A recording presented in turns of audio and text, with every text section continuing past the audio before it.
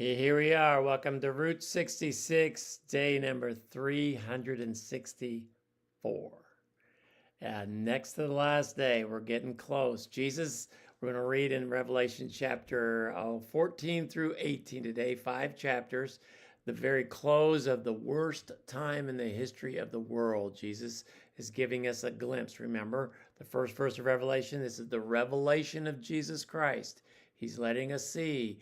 It's kind of like he's letting us see that hard times are going to come, but it's going to be okay. It's going to be all right. So here we go. Revelation chapter 14. God announces the final judgment. It's done. It's ultimate victory will go to the Lamb. Chapter 15, heaven's getting ready. Heaven prepares for this final outpouring of God's wrath. And it's called in chapter 16, the bowl judgments. I love the imagery. It's like God has kept these judgments away from this world, and finally he's bowling them over. And the bowl judgment completes God's righteous judgment against a rebellious world. He's given them centuries to come to him, but they've refused. Chapter 17, Babylon. Now, Babylon, some people think it's a revived city of Babylon. Others think maybe it's just God's terminology for a modern city that is similar to the ancient Babylon. I've heard some people say New York. I don't know what it is, but there will be this, I guess almost what you would call the center of the world at that time, the political capital of the world at that time. And we don't know when it's going to be.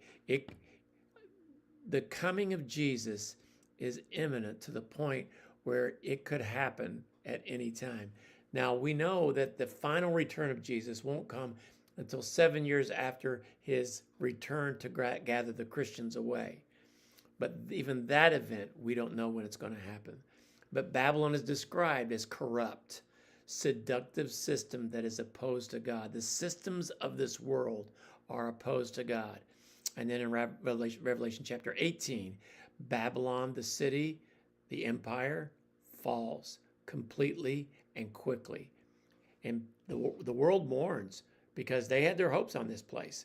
But heaven rejoices because the kingdoms of this world are falling and the kingdom of Christ is coming.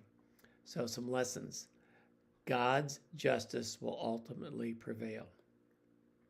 Sometimes it looks like evil's winning, and sometimes it does. But if you've ever watched any kind of sports, you know it's not over till it's over. That's what I love about baseball, of all the other sports. Is a lot of the other sports, if you get a big enough lead and the time begins to run out, there's no way that the other team can win. Football, you take a knee. Baseball, it's not over till the last strike, not over till the last out. And you know what? God's justice will prevail. Second lesson, worldly power is temporary and deceptive, but it's temporary. Third lesson, God calls his people to separate from the corrupt systems of this world. And that's what he calls people to come out of Babylon. Get out of there. Don't be careful of that. Don't get caught up in this worldly system that is opposed to the ways of God. Be very careful because it is very seductive to get caught up in there. So God bless you as you read this one, and we'll finish up the book of Revelation.